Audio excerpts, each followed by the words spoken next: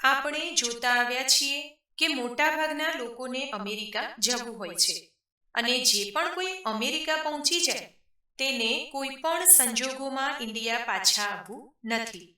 જો કે આપણે બધા જાણીએ છીએ કે અમેરિકા પહોંચી ગયા પછી પણ કાયદાકીય રીતે પરમેનન્ટ થવું જરાય આસાન નથી અને એટલા માટે જ લોકો ત્યાં રહેવા માટે ગેરકાયદેસર એટલે કે લીગલી ન હોય તેવા રસ્તાઓ અપનાવીને કોઈની લાગણીઓ જ નહીં પણ જિંદગી સાથે રમત રમતા પણ અચકાતા નથી. આજથી 3-4 વર્ષ પહેલા સ્ટુડન્ટ વિઝા પર અમેરિકા પહોંચેલી અને ત્યાં જઈને અમેરિકન સિટીઝન ગુજરાતીને પરણેલી એક ગુજરાતી યુવતીએ પણ કંઈક આવો જ ખેલ કર્યો છે અને હવે ગ્રીન કાર્ડ આવી ગયા બાદ છૂટાછેડા માટે મોટી રકમની ડિમાન્ડ કરી રહી છે.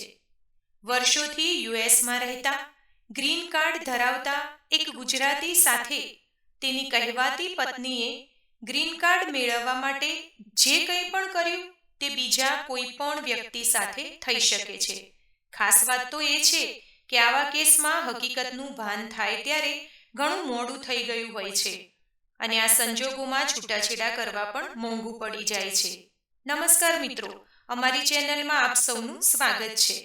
મિત્રો, આજનો આ વિડીયો ખૂબ જ માહિતીપ્રદ છે, એટલા માટે જ વિડીયો સ્કીપ કર્યા વગર અંત સુધી જરૂરથી સાંભળજો. ઘણું બધું શીખવી જાય અને ઘણું બધું જાણવા મળે તેવો આજનો આ વિડીયો છે. વિડીયો પસંદ આવે તો લાઈક કરજો, તમારા મિત્રો સાથે શેર કરજો. ચેનલને પહેલી વખત જોઈ રહ્યા હોય તો સબસ્ક્રાઇબ કરજો, જેથી નવા આવનારા તમામ વિડીયો આપને સાંભળવા મળતા રહે. ધન્યવાદ. આજની આ વાત છે ન્યૂયોર્કમાં રહેતા વિવેકની, જે નાનપણમાં જ પોતાના માતા પિતાની સાથે અમેરિકા શિફ્ટ થઈ ગયો હતો. તેનું સ્કૂલનું અને કોલેજનું ભણતર પણ અમેરિકામાં જ પૂરું થયું હતું. ભણવાનું પૂરું થયા બાદ તે યુએસમાં સારી જોબ કરતો. આમ તો આ છોકરો નાની ઉંમરે જ અમેરિકા ગયેલો હોવાથી પૂરેપૂરો પશ્ચિમી રંગે રંગાયેલો હતો, પરંતુ માતા પિતાની ઈચ્છા એવી હતી કે તેમનો દીકરો ગુજરાતી છોકરી સાથે લગ્ન કરે. એટલે માતા પિતાની ઈચ્છાને માન આપીને વિવેકે તેના માતા પિતાને સારી ગુજરાતી છોકરી શોધવા માટે હા પાડેલી. વિવેકનો પરિવાર લગભગ 25 વર્ષથી અમેરિકામાં રહે છે. વિવેક પોતે એજ્યુકેટેડ હતો અને સારી કોર્પોરેટ જોબ કરતો હતો અને એટલે જ વિવેક સાથે મેચ થાય એવી છોકરી જોઈતી હતી. 2019માં વિવેકની મુલાકાત મોના નામની ગુજરાતી છોકરી સાથે કરાવવામાં આવે છે. અમદાવાદમાં કોલેજ સુધીનો અભ્યાસ કરેલી મોના અમેરિકા સ્ટુડન્ટ વિઝા પર 2019માં ગઈ હતી. ત્યારે તેની ઉંમર 23 વર્ષ હતી. તે કોઈ ટેકનિકલ કોર્સ કરી રહી હતી અને ન્યૂયોર્કની કોલેજમાં એડમિશન લીધું હતું. મોના દેખાવે ખૂબ સુંદર હતી અને સાથે સાથે ટિપિકલ ગુજરાતી છોકરી હતી અને એટલે જ વિવેકને મોના પહેલી જ મુલાકાતમાં ગમી ગઈ હતી. તેને મોના પોતાના સ્ટાન્ડર્ડ પ્રમાણેની લાગી હતી. પહેલી મુલાકાત પછી વિવેક અને મોના અવારનવાર મળતા અને ફોન પર વાત પણ કરતા. થોડા સમય બાદ લગ્ન કરવાનો નિર્ણય પણ લઈ લીધો હતો. 2020માં મોના અને વિવેકના યુએસમાં કોર્ટ મેરેજ થયા હતા. કોર્ટ મેરેજ કરવાનું મુખ્ય કારણ એ જ હતું કે જો મોનાનું ગ્રીન કાર્ડ આવી જાય તો યુનિવર્સિટીની સ્ટડી માટે જે જંગી ફીસ ભરવી પડતી હતી તેમાંથી છુટકારો મળી જાય અને તે કોઈ પણ પ્રકારના પ્રતિબંધ વગર ત્યાં જોબ પણ કરી શકે.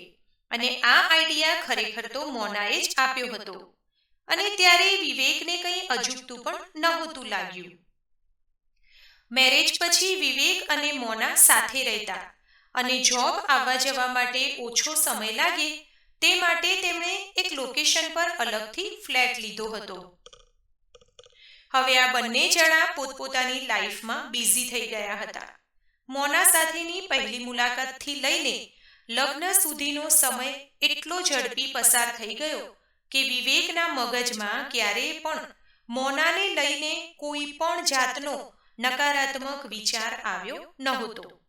અને જે પણ કોઈ સંબંધી દ્વારા આ સંબંધ કરાવવામાં આવ્યો હતો તે પણ વિશ્વાસુ હતા. એટલે વિવેકના પરિવારવાળાએ પણ ક્યારેય મોનાના પરિવાર વિશે ખરાબ વિચાર કે નકારાત્મક વિચાર કર્યો નહોતો.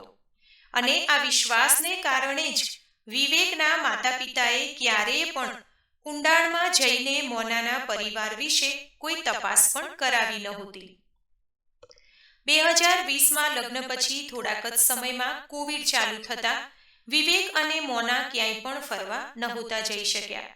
પરંતુ આ બંને જણાને એકબીજાને ઓળખવા માટે સારો એવો સમય મળ્યો હતો. લગ્નના થોડાક જ સમય પછી વિવેક જોતો હતો કે મોના કલાકો સુધી ફોનમાં કોઈકની સાથે વાતો કર્યા કરતી અને વિવેકને ઘણીવાર નહોતું પણ ગમતું. જો વિવેક મોનાને પૂછે કે તું કોની સાથે વાતો કરે છે તો કહેતી કે હું મારા ફેમિલી મેમ્બર સાથે વાતો કરું છું. અને એટલે જ વિવેકના મનમાં જે વહેમનો કીડો સળવળતો હતો તે હવે શાંત પડી ગયો હતો. અમેરિકા આવતા પહેલા ક્યારે પણ ઇન્ડિયાથી બહાર ન ગયેલી આ મોના નામની છોકરી ખૂબ જ હોશિયાર હતી. મેરેજ પછી તો તે તેના પતિ કરતાં પણ વધારે અમેરિકન બની ગઈ હતી. તેને જોઈને કોઈને પણ એવું જ લાગે કે આ છોકરી જાણે કે અમેરિકામાં જ મોટી થઈ છે. મોના અને વિવેકનું લગ્ન જીવન સામાન્ય રીતે ચાલી રહ્યું હતું. બધા જ કપલમાં થતું હોય એમ ક્યારેક એમની વચ્ચે પણ નાના મોટા ઝઘડા થઈ જતા, પણ ક્યારેય સિરિયસ કહી શકાય એવો બનાવ નહોતો બન્યો. આ અરસામાં ઇન્ડિયાથી મોનાનો એક ધરમનો બનાવેલો ભાઈ અમેરિકા સ્ટુડન્ટ વિઝા પર આવવાનો હતો. 2021માં વિવેક અને મોનાના જીવનમાં એક ત્રીજા પાત્રની એન્ટ્રી થઈ હતી, જેનું નામ હતું મોન્ટુ. મોન્ટુ અને મોના એકબીજાને વર્ષોથી ઓળખતા હતા અને મોના એવું કહેતી કે તેણે મોન્ટુને ભાઈ બનાવ્યો છે. મોન્ટુએ પણ ન્યૂયોર્કની એક કોલેજમાં એડમિશન લીધું હતું અને યુએસ આવ્યા બાદ થોડા દિવસો સુધી તે મોનાના ઘરે જ રોકાયો હતો. આમ તો જોઈએ તો વિવેકને મોન્ટુથી કોઈ પ્રોબ્લેમ નહોતો, પણ ઘણીવાર તેની અમુક આદતો અને મોટી વાતો વિવેકને ડિસ્ટર્બ કરતી હતી. મોન્ટુ હંમેશા લાખો કરોડોની જ વાતો કરતો. તેની સાથે રહીને વિવેક સમજી ગયો હતો કે મોનાનો આ માનીલો ભાઈ એક નંબરનો ચાલુ માણસ છે. થોડા દિવસો સુધી મોનાના ઘરે રહ્યા પછી વિવેકના પ્રેશરના કારણે મોન્ટુ બીજે રહેવાની વ્યવસ્થા કરે છે. મોન્ટુના ગયા પછી મોનાના વર્તનમાં ઘણા બદલાવ જોવા મળે છે. તે વિવેકને મેણાટોણા મારતી અને કલાકો સુધી મોન્ટુ સાથે વાતો કરતી. હદ તો ત્યારે થઈ કે ઘણીવાર વિવેક સવારે ઓફિસ નીકળે ત્યારે પણ મોના મોન્ટુ સાથે ફોન પર વાતો કરતી અને ઓફિસથી ઘરે પાછો આવે ત્યારે પણ મોના ફોન પર જ હોતી. હવે તો વિવેકના ગુસ્સાનો કોઈ પાર નહોતો રહ્યો, કારણ કે મોના પોતાના પતિ કરતાં વધારે મહત્વ તેના ધર્મના બનાવેલા ભાઈને આપતી હતી.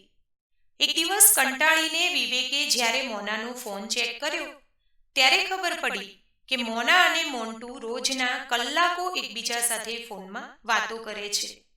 પણ હવે વિવેકને એ જાણવાનું હતું કે આ બંને જણા ફોનમાં શું વાતો કરે છે.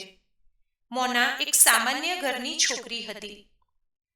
ઇન્ડિયામાં તેના પપ્પાનો એક સામાન્ય બિઝનેસ હતો અને એટલે જ લગ્ન પછી મોનાના તમામ ખર્ચા, એના ભણવાના ખર્ચા પણ વિવેક ઉઠાવી રહ્યો હતો.